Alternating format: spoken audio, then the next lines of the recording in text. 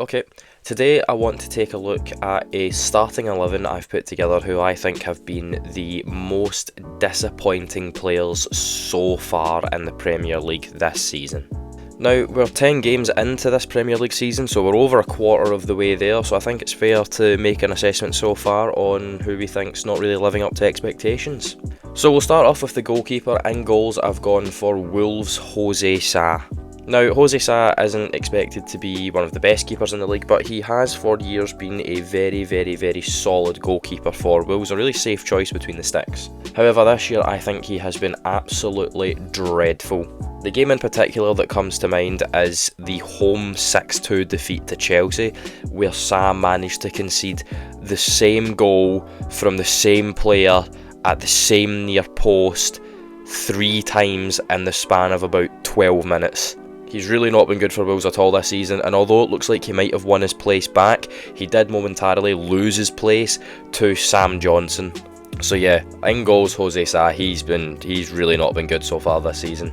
At right back, I was struggling to find someone. I don't think there's been a right back so far this season who's been openly really bad, but I've gone for Kyle Walker. I think he has been the most underwhelming compared to his usual pretty high standards.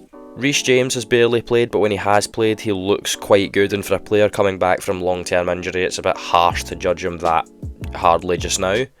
Trent's been pretty good this season. Mazraoui for Manchester United I think's been really impressive. Pedro Porro looks great. And I would put Kyle Walker in front of Ben White so far. I know some people might mention Aaron Wan-Bissaka or Tino Livramento, but even Kyle Walker-Peters, but I don't think they have particularly high expectations. I'm not saying they've been better players than Kyle Walker this season, but I think for the usually really high standard he brings to Manchester City, he's been quite underwhelming. At left back, as much as this one pains me, I'm going to go for Andy Robertson. For as good as Liverpool have been this year, I don't think Robertson's been great. He hasn't been bad either, but usually he is a lot better. Still plenty of time for the season for Robertson to pick it up. He could easily really kick on and be one of the best left backs in the league this season. Again, I don't think he's been bad, but he's been nothing special. Next, same kind of boat as Kyle Walker. Not bad, but next to his normal standards, he's not been great. The first centre back I'm going to go for is a bit of a left field pick, but I'm going to go for Newcastle's Fabian Schär. Newcastle are currently 10th in the league. They haven't been bad this season. They've had some good wins. In all honesty, Schär looked like he might be starting to improve, but in previous years gone by, he has been absolutely sensational for Newcastle.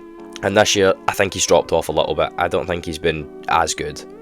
Was struggling to put some other names in this list because other players have genuinely been playing really well, or some of the ones who are playing quite badly are ones you would probably expect to play quite badly.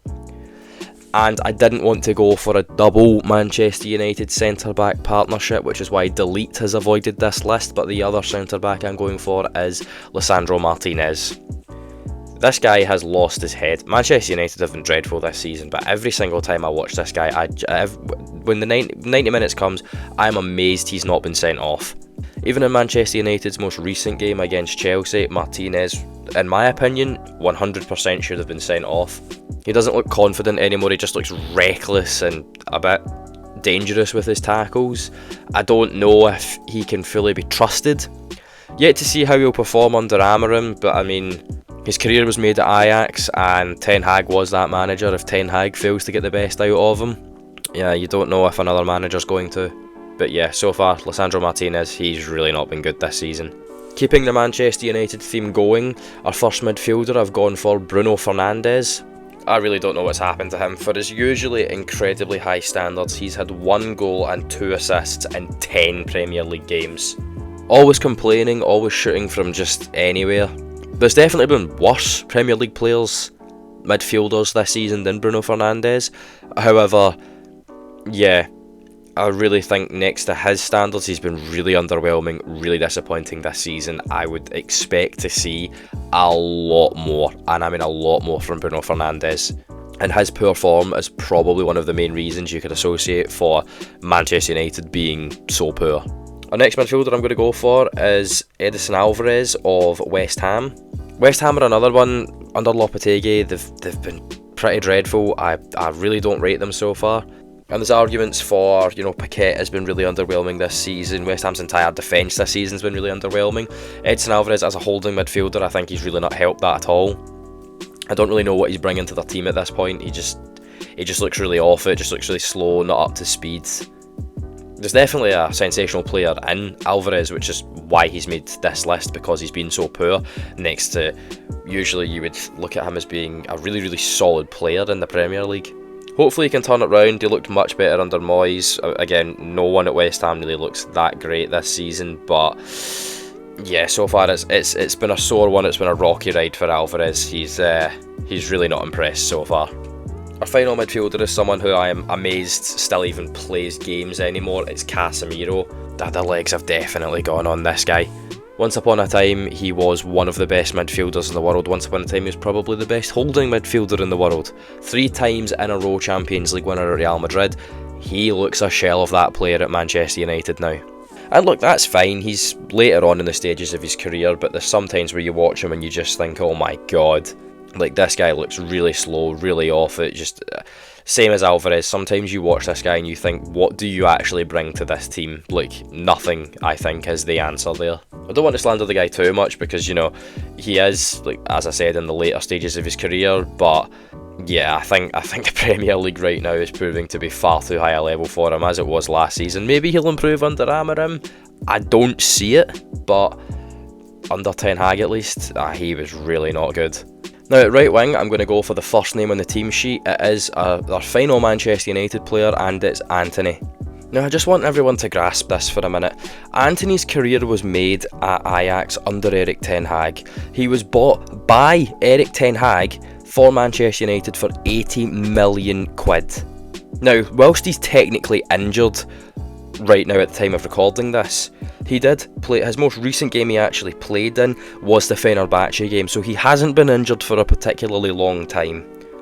But after 10 Premier League games, he's only featured twice and has only accumulated 27 minutes. Considering how bad Manchester United have been, how bad does Antony have to be to the point where he can't even get on the park? I mentioned earlier on about, players not making this list because the expectations for them weren't really that high. Antony's expectations are low, and he's still managing to fall well short of them. This guy, honestly, I cannot get over how bad he is. It is insane how bad this guy is. And look, there's definitely a great player in him. When he first arrived at Manchester United, he was great. But he might be the most unconfident footballer in the world. In a list with people like Timo Werner, his confidence must be in a bin somewhere. On the other wing, I'm going to go for Gabriel Martinelli. Another Brazilian, and this one could maybe be a bit harsh. Arsenal have been a little bit off the pace so far this season, at least compared to last season. And again, look, Martinelli is an exceptionally good player. 4 goal involvements in 10 games. I just feel like he has been a bit underwhelming. I feel like when Arsenal are at their best, he's at their best. And it's a lot of times this season I've thought Arsenal are really, really lacking something going forward. And yeah, I really think Martinelli's got a big part to play in that.